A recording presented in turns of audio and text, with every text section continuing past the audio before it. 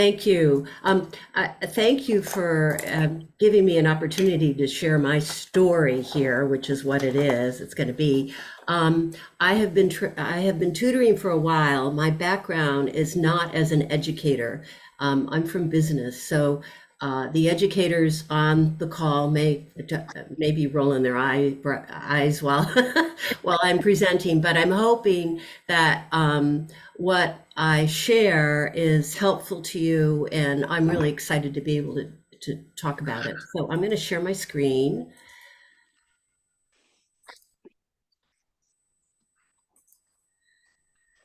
Okay.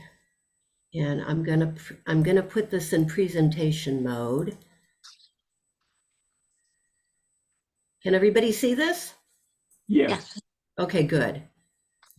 Okay, so as Sheila talked about, the topic of this is engaging your students in conversation. And what I wanted to do first is talk about small talk and make a distinction between conversation and small talk that I have found useful with my students.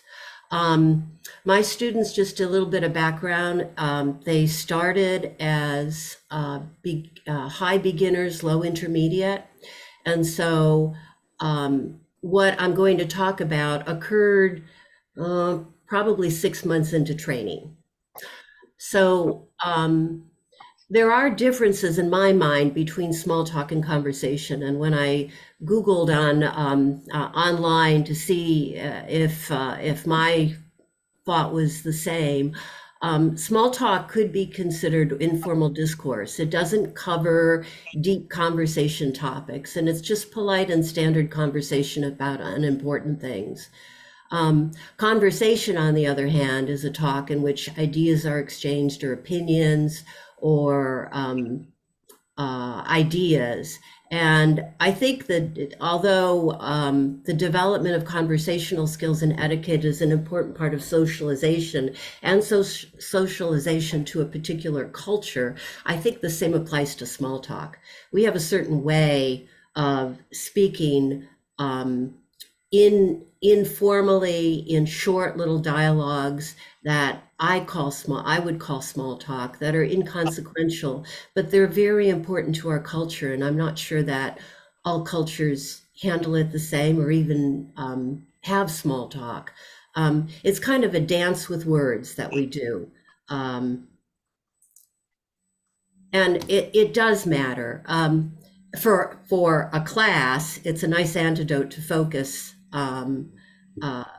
for a focus on grammar for an ESL learner. So it was a way for me, at least, to kind of get away from grammar and start talking about the real world. It can be a fairly easy win for a beginning learner. I mean, we teach small talk dialogues as part of most books that I've seen, but we don't really necessarily explain how to use it or when we use it. It's an icebreaker for everyday encounters. It's part of American culture, as I talked about. And the dialogues really are fairly prescriptive when you think about it. We talk about weather, traffic, food, family, how are you doing today? It's not difficult, it's not in depth, they're very short dialogues. So I'll tell you the story here, how this got started. So with my students, we were digging deep into side by side present perfect tense. I mean, we had just been studying it like crazy, going through all the exercises and whatnot. And at the end of one of the classes, one of my students said, "Mary, now, what do you say when somebody says it's hot?" And I was kind of taken aback at that, and I didn't really know what to say. I said, "Well, you don't have to say too much. You can just agree with them, say, yes, it is." But I wasn't happy with myself as I walked away and thought about it later. I thought, geez, I'm teaching them how to say I have swum 3 times in the pool last week, when all they want to really know is how to make small talk. So I gave it some thought over the week. In the next class, I decided, okay, we're going to concentrate on this. And we kind of brainstormed. I asked them, what are the challenges that you see in making small talk? And they talked about the things that usually come up in the office in the break room because they were both working. How are you doing? How about the weather, the traffic last weekend? I mean, you've gone through those dialogues in lessons, but it's hard in an ad hoc environment to kind of understand what to say and how to say it. Um, they also talked about the fact that verb tenses get mixed up in conversation. So people don't really speak necessarily grammatically correct in an informal dialogue. And the conversations, they said, don't always go as planned. So sometimes it starts in English, but then their response might be in their own language. And what's the proper thing to say and how to say it? One of the students had already been burned a couple of times by trying to make some jokes that work in their native country but kind of fell flat here. So he's a little gun shy about even volunteering to say anything. And then what's said isn't always understood. Sometimes they don't understand what's being said to them. Sometimes their response, they can tell, isn't being understood. And the conversation is fluid, it may be hard for them to follow. So those were the challenges they shared with me. And then we talked about what are the what are the positives? Where are they right now? Well, they already had a good basic vocabulary for common dialogues. We had gone through that. They already knew many verb tenses. They have English speaking friends and coworkers that they could practice English and practice small talk on. So we kind of got an idea of what to do, what we needed to work on. So we thought, let's get going. So I called it Small Talk Boot Camp. I said, let's set aside our books. Let's set aside all those exercises we've been doing and let's just concentrate on small talk.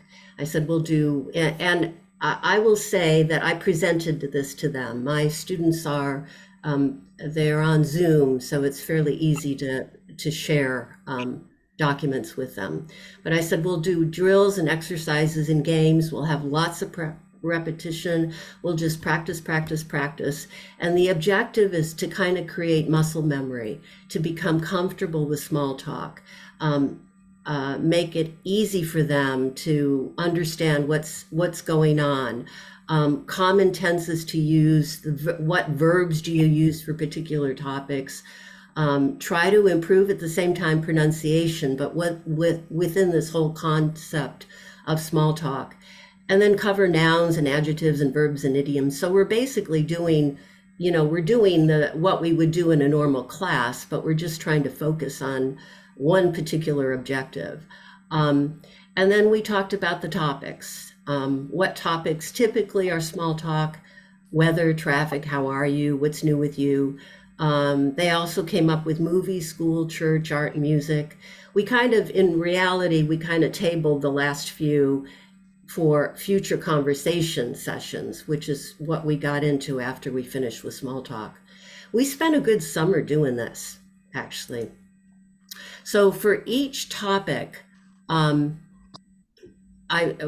kind of focused on small talk cadence and pattern, because there is, when you think about a certain cadence and pattern to just having a conversation with people of this level.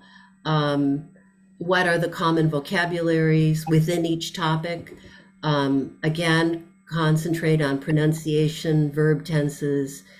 And then I made up dialogues, scenarios, past, present, future, and continuous, using all of that.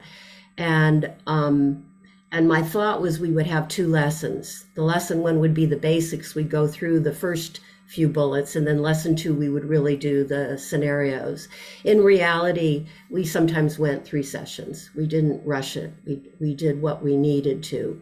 In week one, session one, we did the weather. Session 2, we did the traffic. And then session 3, we did how are you, what's new with you, how you doing? Any questions at this point? Does this make sense to people? Okay. So what I want to do is, I'm going to have to,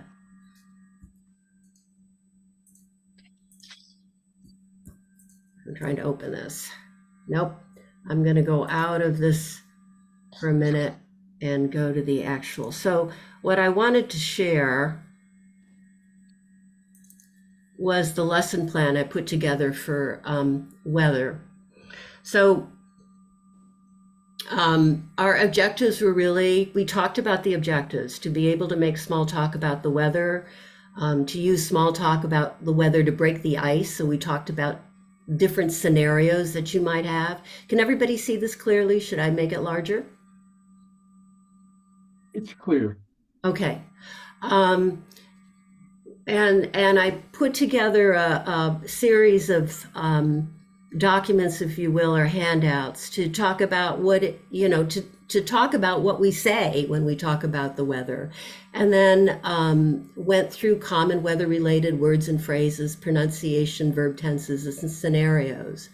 So one thing I will say is I put a lesson plan together. Some of you this will look familiar because this is, I think, a format that's talked about in training. But in reality, we took the time we needed to do this. So the first thing we did is we talked about what do we talk about when we talk about the weather. So and it's an opportunity to talk about different tenses and different verbs and different nouns and adjectives. Um, we talk about today's weather, yesterday's weather, tomorrow's weather, weather patterns, and then weather in the news, from other areas of the country.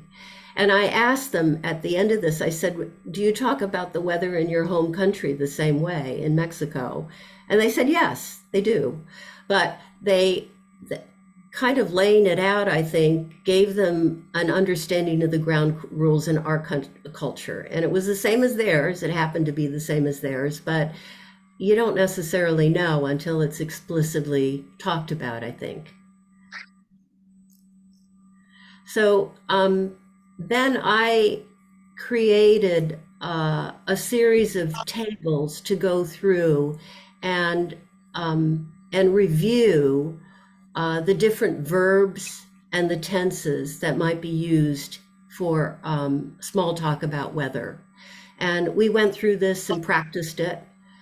And then words to describe the weather. And I tried to bring in here words that we might use here, not necessarily, that may not necessarily apply other places. So the marine layer, for example, or ocean clouds wouldn't be something that would be talked about elsewhere, and you wouldn't find it in a book either.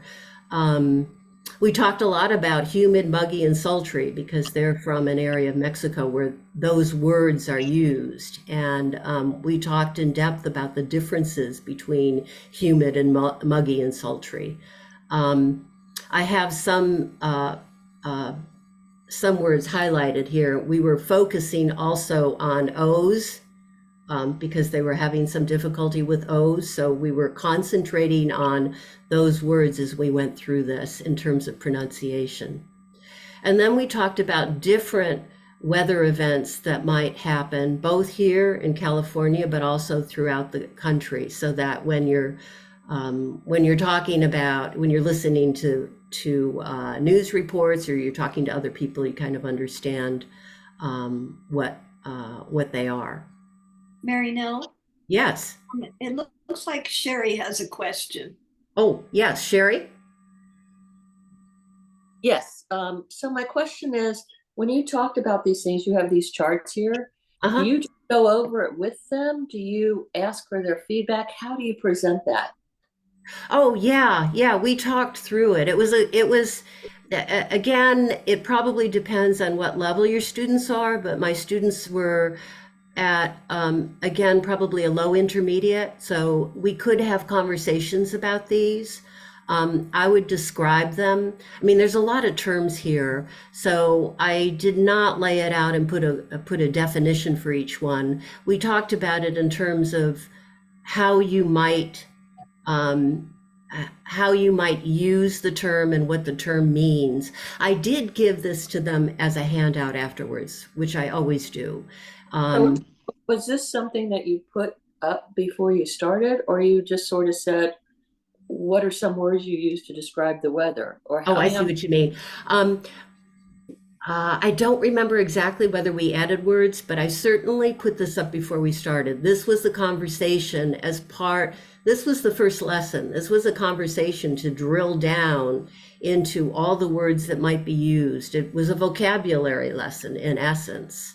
right. Um, I was yeah. trying to get a feel of, are you telling them about this? Are you asking them what kind of words they describe? How does I didn't know how much is like presented versus what level of Ah, interaction. yeah, there's a lot with my students, there's a lot of interaction. And some words are, some words they knew already. Hot, they know. Beautiful, they know. They didn't know thunderheads.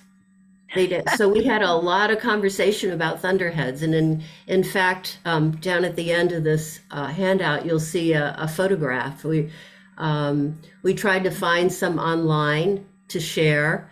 And then I think a week or two later, I was out and about and I saw some thunderheads. So I took a picture and sent it to them. I said, "These are thunderheads."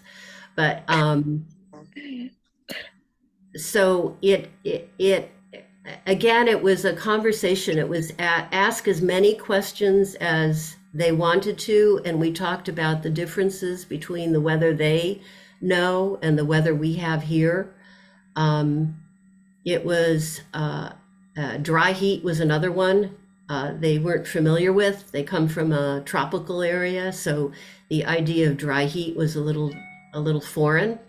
Um, so it was a give and take. It was a conversation. Does that kind of answer your Um, question, Sherry? it kind of does, but I didn't know if you put this chart up ahead of time. You created a chart, put it up there, and then you had the conversation, or whether you made the chart via the conversation. Okay, I made all this before the class. So Okay. everything I made before the class and I put it up. And if there was a word that they thought of or a question they had, I just went in and changed it, you know. So you Okay. might add something, for That example. helps. Yeah, I appreciate it. Okay. Um, and weather events, we talked about weather events as well. Um, then we went into then we talked about idioms. Now some of these, I don't know if technically they're idioms, but they're just and this was my mind. I was trying to think about what words do I use, what phrases do I use, what do I hear people saying. I don't know if anybody else has had this experience, but sometimes you'll pull an idiom document off the internet to teach them about idioms, and I feel a bit guilty because some of them are you don't hear anymore. They may be regional, so they're not, they're not used in California. And so I feel a little guilty presenting sometimes idioms that they're not going to hear. So what I tried to do here is just kind of come up with what people say typically in conversation about weather here in California that I have heard.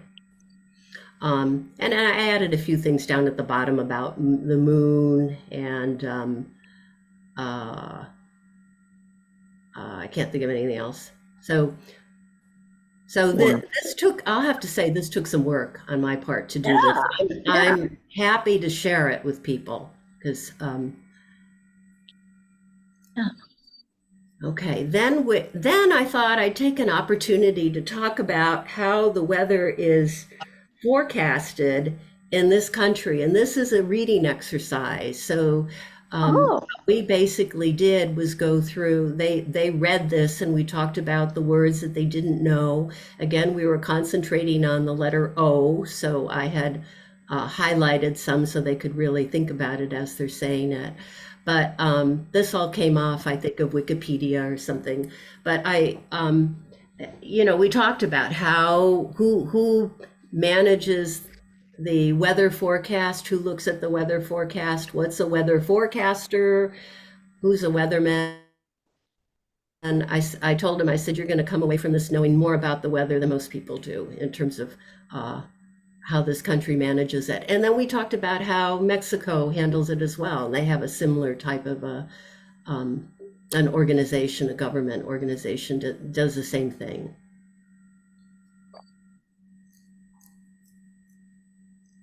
And then the second or third lesson, we didn't get to it the first lesson, but the second or third lesson, we had dialogues. And these were, I put together 6 dialogues.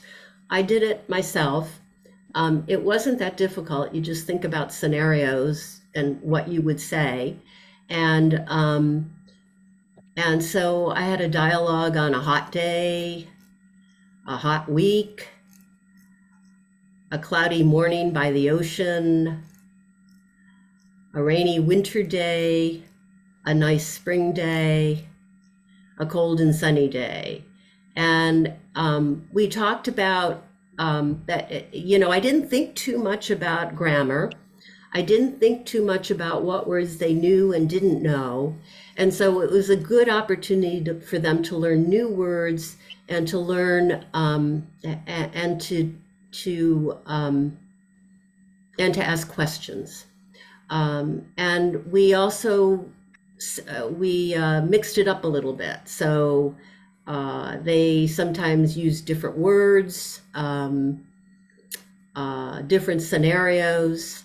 It was just a way for them to become very comfortable with what we typically talk about when we're in a break room or we walk into a store and somebody says it's hot or it's cold or what do you think of the weather today?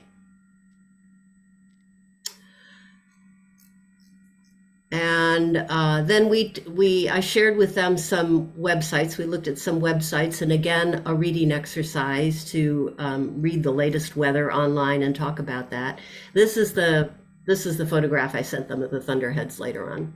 Oh, But I gave them, I think the feedback I got from them is this was very helpful. And they said sometime later that they actually use this document. They would refer back to it. So I think in that way it was very helpful. Okay, let me go back to my PowerPoint here. Where was I? Weather boot camp.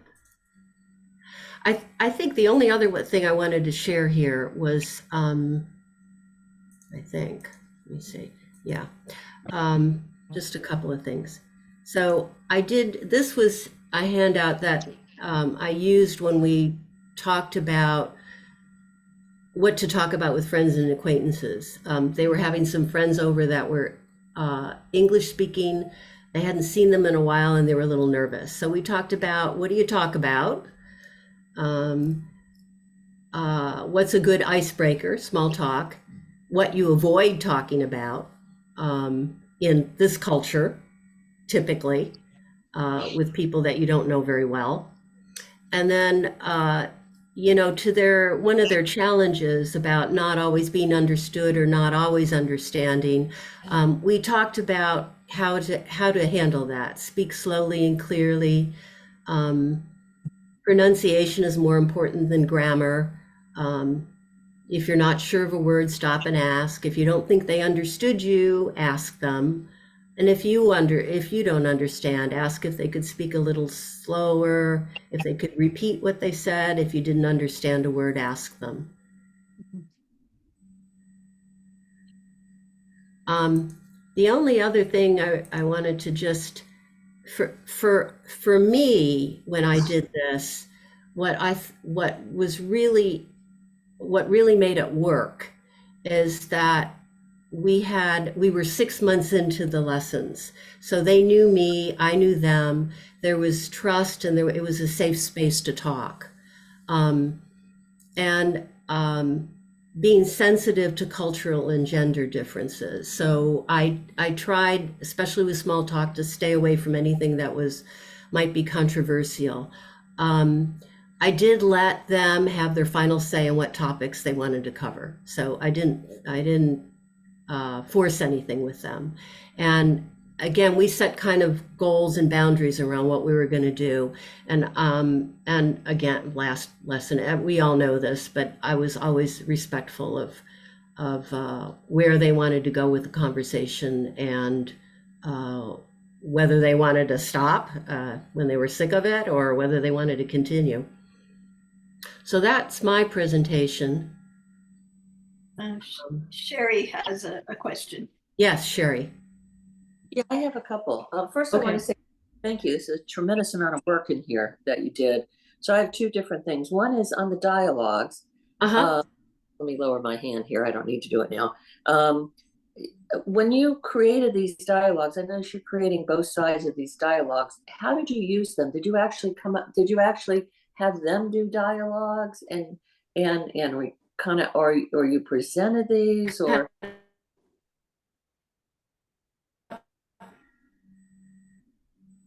So here I see you have a dialogue. You have both sides, two different people talking. Yes. Did you like provide this to them and they read through it? Did you have any ad hoc dialogues? How did you do the dialogues? So for this, these were dialogues that I put together, and they each took a role.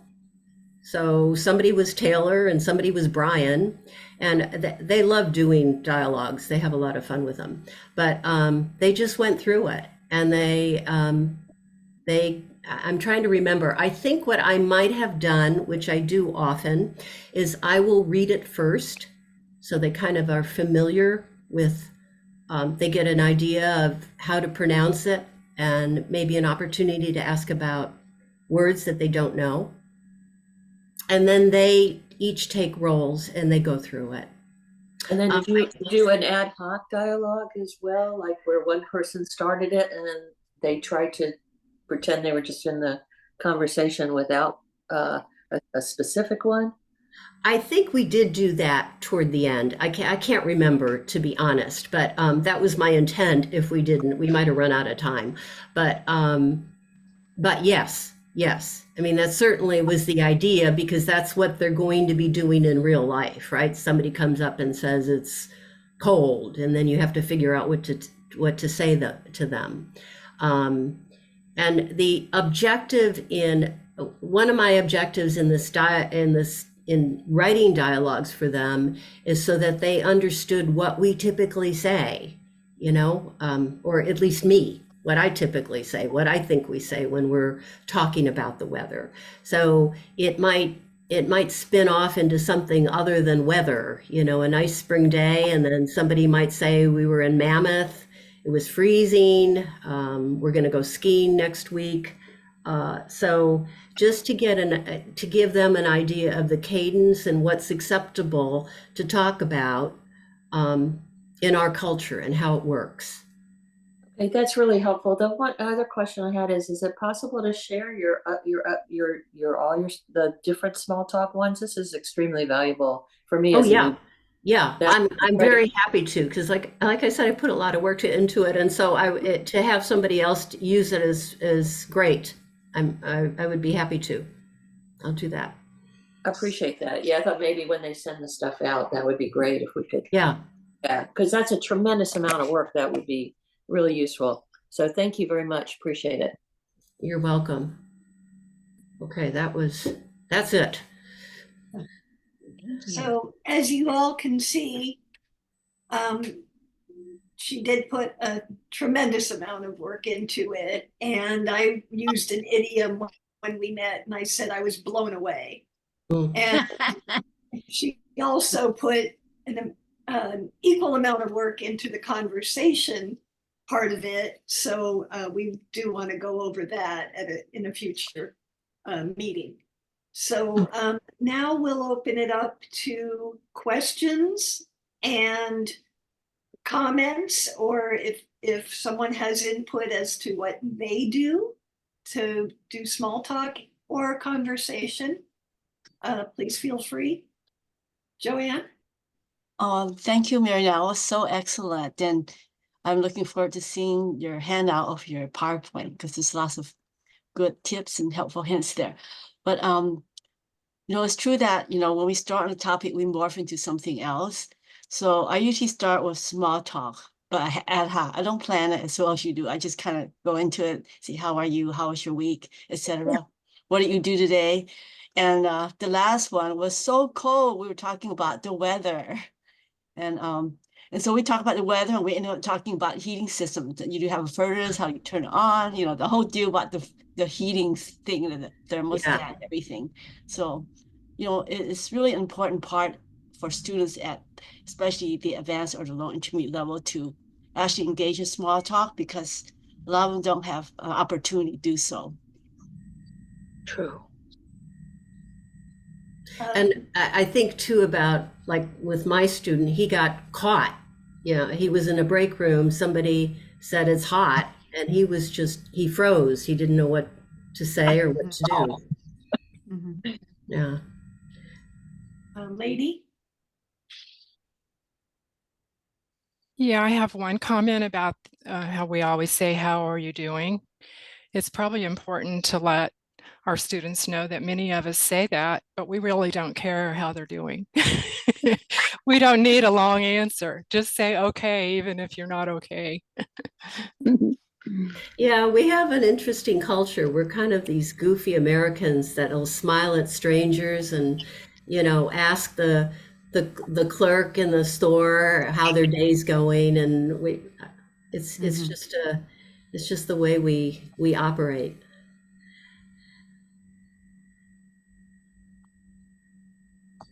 Anyone else?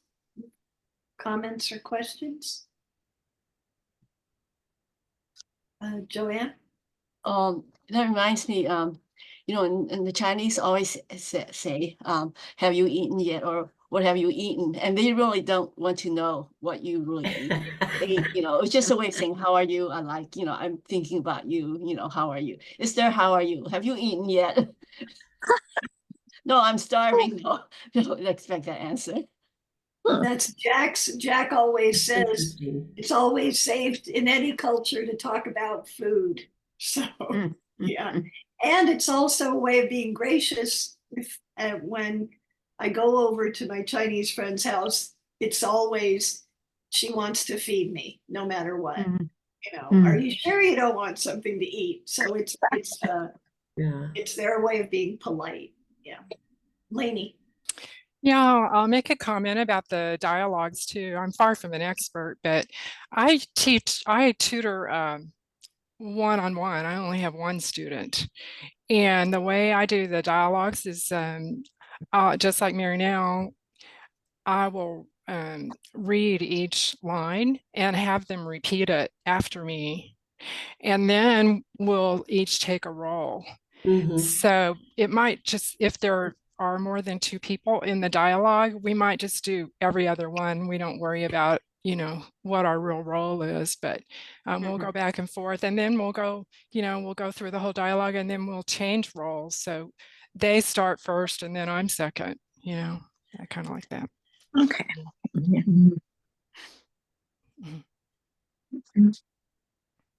I do a lot of role play too, and it's one of my students' favorite things to do. So we do the same thing.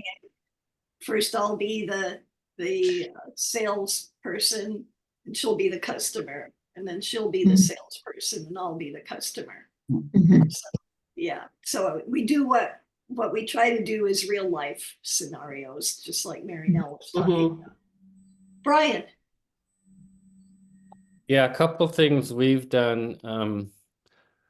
Well, my students are mostly intermediate, maybe upper intermediate, and for a while we were every week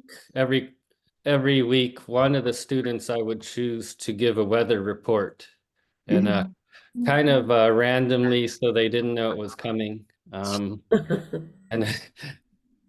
since they're intermediate, it put them on the spot a little bit, but it helped them, I think. And then the other thing, kind of alluding to what Joanne was saying, if it's a rainy day out, this week was kind of windy here.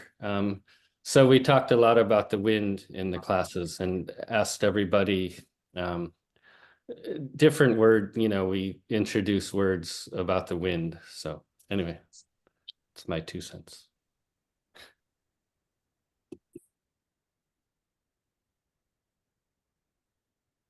I had the same problem that you were describing, Mary Nell, when somebody asked, what do you say when they say this? My student's question was, what do you say when they say to you, what's up?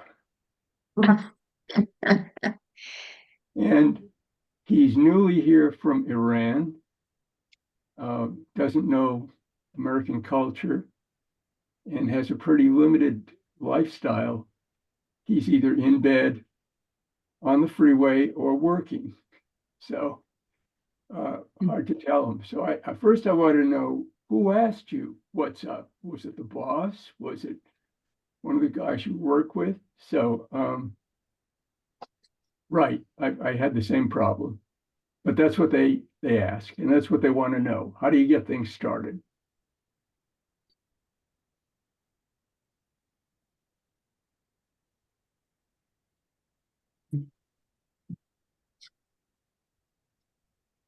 Lady? Okay, here um, one of the questions we ask during the assessment is, well, we used to ask, what will you do if it rains tomorrow? Because we want them to answer, tomorrow I will do such and such if it rains tomorrow. And then I got a feedback that nobody in California knows what rain means. So we changed the question to, what will you do if there is an earthquake tomorrow? And just long story short, very few people even knew what the word earthquake was. And then they didn't know how to answer the question. And then when I ask, do you have an earthquake kit, or you have water, you're prepared for one? Almost none of them do. So my request to all of you who are tutors is, make sure your California and even other US or worldwide students understand that they can't rely on our government to provide them for water for at least 3 to 5 days, and they need to have a water supply probably in their home or in their cars. Yeah. Anyway. Good tip.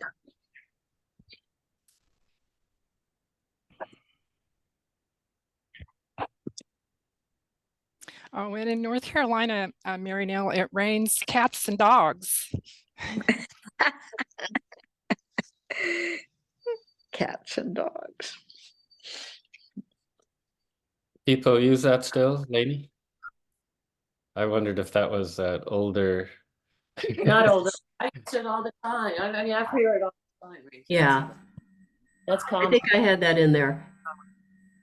It's Mhm. interesting too when you start talking about idioms, what idioms come up from their country as well. Sometimes they have something similar. I can't remember now. I wish I remember what it was. There was something similar to cats and dogs, but it wasn't cats and dogs. And lady, I wanted to say, if I don't know how I would respond if somebody asked me, what would you do if there was an earthquake tomorrow? I mean, it would depend on whether I'm still alive, if my house is still standing. You also said break the ice as far as small talk, which, did they know what break the ice meant? We probably talked about that. Yeah, you're right. Yeah. Okay. That's an idiom. Yeah. Well, let's hear from somebody else. Mary Nell, I don't remember, but when we were talking about today's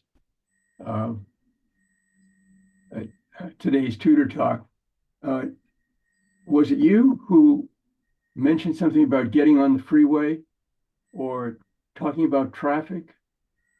One of the small talk sessions we did was about traffic. I didn't share that, but it was a similar format where we went through a lot of word. I brought up Google Maps and we talked about the freeway system, and we went into the different types of roads.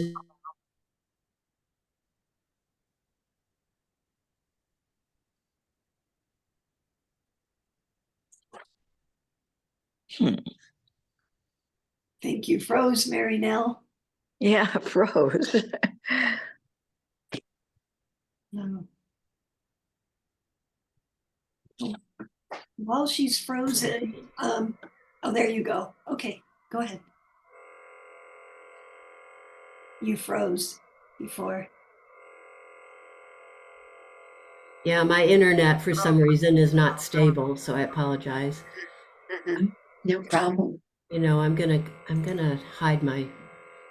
take my video off. That may help.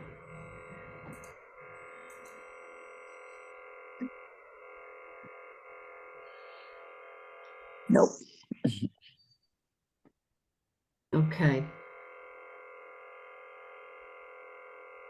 There's a really bad buzzing. I'm not sure what That's it is. Mary Nell's computer. Okay, I'm gonna go on mute. Her computer makes a lot of noise. Oh, I wanted to hear the finish. When you're tutoring online, you have to worry about that too. Yeah, true. Yeah, sometimes the share screen doesn't work and I have to ad lib that one for sure. But does anybody else have any comments they want to make? Also feedback as far as would you like continuation with her presentation on conversation in the next Tutors talk? Yes. Yes, that'd be good. Yeah, Mhm. it's equally Yeah. equally as good. Definitely. So yeah, I do have Do a you have a question. question if this is the appropriate forum to ask a question? sure. Hi, my name's Karen Ball and I live in Colorado. I just had my first tutoring session with a lovely gentleman from Korea. His reading and writing is excellent. His speaking is cadence, of course, is a little stilted, and pronunciation of certain words and consonants is pretty rough. So my question is, when you're doing small talk and you notice, for example, that there's a particular consonant that he is not pronouncing properly, would you stop and take a moment to teach him how to properly pronounce the letter B? Or would you take a note and leave it for a different section of your tutoring session? I personally don't like to interrupt somebody in the middle of a thought. I keep a notepad next to me and I write down what I would like to go over when they're done. I do it pretty quickly after they're doing the reading or we're doing a role play, but I do wait until they're finished with their whole thought process. Okay, so it's best if they're mispronouncing a consonant, when they're done, then tackle it right there so that they can practice. I know some people interrupt right away, but I found that that doesn't make the lesson flow very well. Okay, thank you. Sometimes what I'll do if I find there's a consistency in a mispronunciation, like there's a particular consonant or a vowel, I'll make a note and put together a lesson or an exercise for the next class to kind of drill into it. Okay.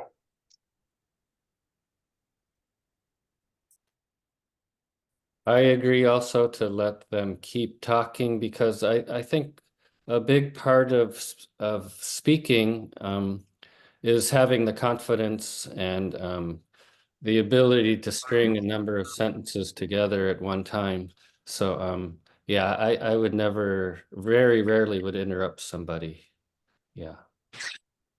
And some students even request that you correct every grammar mistake they make, but they would never get through a sentence that way. So. Thank you all very much. I'm glad you started tutoring, Karen. That makes me happy.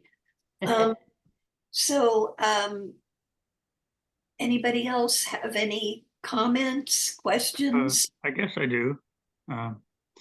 Yeah, I was, well, I interrupt someone if I can't understand the word they're saying. I guess that's kind of important, but that's a good idea to wait until if I understand what they're saying, I'll just make a little note. I just started tutoring a couple of weeks ago, so this is very interesting to me. Yeah, I like the idea of keeping the flow of the tutoring session going. I have a question. Yes, Moira. Yeah, it's Moira. I'm just curious because I've been tutoring my student for several months, and we're in the front room, and it looks to me like nobody else is ever using that room. And I don't do people tutor from home, or why isn't there any more action in the front office anyway?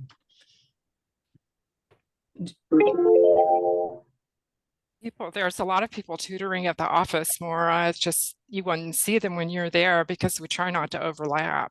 But there's a sign-in book, and my student and I are the only people that sign in and out in that front room. Well, I know that there's a lot of folks who tutor there. I don't know if they're on any of Okay. them are on this Yeah. call, but there are. Laura, I'm not sure. There is a sign-in sheet there, but that doesn't necessarily mean they remember to sign in. So yes, there are people tutoring there, but that doesn't necessarily they're signing in for their actual session. But there's the schedule there. And as far as I know, it's as current as I can make it. As long as they communicate to me, it might be a day where they agree not to meet, or the tutor's sick, or the student is sick and they're not there in the office. They're still on the schedule. Yeah, well, I was only asking because I was curious, but I love to be in the office because the program, the Reading Horizons, is such a great program, and she can mark her. I wouldn't even think of doing it remotely because it's so easy to get there. But I was just curious about if the in-person attendance had dropped, but so be it. I mean, no, there's a lot of well, we tutor in every way imaginable. Some tutor online, some tutor in person, and some tutor in person and online, or they might do online while they're in person. I think that's what you're doing, Gary, right? So there's a lot of variations there, but yeah, that's and some tutor at the office, but others tutor, if they're tutoring in person, they're tutoring all over the South Bay. Oh, okay. Okay, yeah. Yeah, thank you. The other comment I wanted to make was literacy for English speaker tutors. If you're on this call, you could also use this small talk with your students. My opinion is that many of the LES students haven't gained that confidence in themselves to even speak in English, even though they're born here. Yeah. So. Well, the classroom materials, like the little cards that show you what the rules are, examples of this rule, that rule, the other, those are very, very helpful to me because I know how to speak perfect English, but I don't know what the rule is, what kind of there's all these different rules about things. And she is catching on. She's so smart. She's catching on very quickly. And when it says now mark the word, I thought, oh my, I don't know how to mark this word. I know the word, but I don't know how. She knows how to mark. I mean, she's not only learning quickly, but she can navigate the technical stuff a lot better than I can. Anyway, just my 2 cents. I'm just delighted with the student. In fact, I'm seeing her this afternoon. Oh, wow. So, any last thoughts, questions, input? We're always looking for new ideas for presentations. We did this one because people have asked about making conversation. And again, the next Tutors Talk, we don't have the exact date yet, but it will be in March. And this is going to be a to be continued. And Mary Nell will do the other half of her presentation. And if there's any other things that you can think of that you want to discuss, I guess, SBLC office to Lainey, I guess. Sure. Or to Maureen. Okay. I have a question. I know either I'm guessing, Mary Nell, you're going to forward your presentation to the attendees, right? And Yeah, I don't, do if we you're have, going to share what should I that, use? Yeah. I need to send you or all the people who are present. But I have a question for JC. Is that you on the iPhone? Yes. Yes. Okay. And then who's on the other iPhone? N iPhone? Is that Natasha? Yes, that's Okay. me. Thank you. And I I'm just sorry wanted I joined late because of another commitment, but I haven't started tutoring yet, so this was super interesting to me, and I'd love to be sent the recording of this so I can catch up on what I missed in the first 20 minutes or so. I apologize. Yeah, so often what we do is we send the recording out to everybody, not just the attendees. We send it to everyone, and we'll also make notes, and if there's any attachments, we'll provide them too. Yeah. So, Lainey, you mean you'll send out the presentation to everyone as well? Yes. Okay. I guess it's me. I don't know. It seems like it's always me, but you know. Oh, I can do it if you want me to. It doesn't matter. I just need to make sure that everybody that you have the actual invite list, right? Yeah, I think it's better. Okay. I usually, when I do it, I send it out to the entire world. Okay. And we put the recording on YouTube. We have a YouTube channel, by the way. It's not very good, but we have one. And as a recipient who can't always make it, like I found it was useful last time to go back because I wasn't there to see the recordings and to look at the stuff. So I think it helps even if you're not here, it's still it's even more useful. So. Yeah. And Lainey, Lainey, quick question. Do you send, I know there's the recording, but do we have access to the actual PowerPoint presentation to use it for tutoring purposes?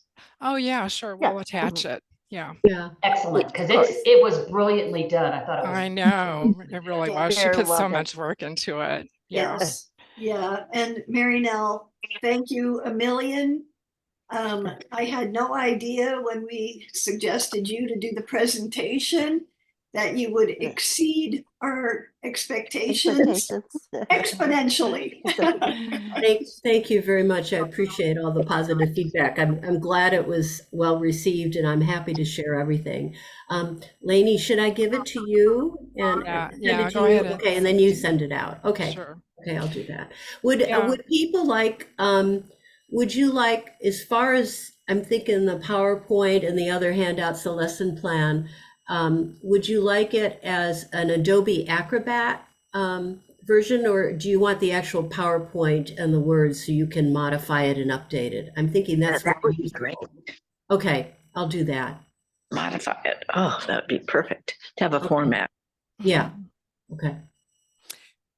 I have a couple of other comments if we're winding down. Yeah. Yes. Okay. It's off subject here, but if any of you all have a experience with social media, we need help. So and if that interests you, let me know. If you ever have a question or comment or you want to get hold of somebody and you don't know how to do it, the right email to use is SBLC office. South Bay Literacy Council office at southbayliteracy.org. And that email is monitored quite a bit, and your question will be either answered or forwarded to somebody that can answer it. But we need help with social media. We're finding that we get both students and volunteers through the internet and social media, and most of us don't know how to use it. So we need somebody who knows how to use it, can, like I see a lot of young people, Kayla and people like that. You look like you would do social media. So anyway, if that interests you, let me know. And also we're trying to work on our website to make it more presentable. If anybody has interest in working on that, let us know. And finally, we have quite a list of students waiting for tutors now. It's well over 50 students. It usually the average is 20. I don't over the holidays though, it's just mushroomed. So any of you who are not tutoring and you want to, let me know. Are If those you students want more, LAS? I'm sorry. Are they LES or No. ELS? ESL, they're English as second Okay. language students, Okay. yes. And some of them have very odd times that they're available, and that's what they've been on the list for a little while. But the oldest application on the list is in September, so they haven't been waiting a tremendously long time. But you know, over the holidays, we volunteers kind of shut down, so there were very few assignments made over the holidays. But the student applications just kept on coming. So there's a lot on the list now. If any of you want another student or want to get started tutoring or want to restart tutoring, let me know that. Okay, thanks. Maureen, did you want to say something?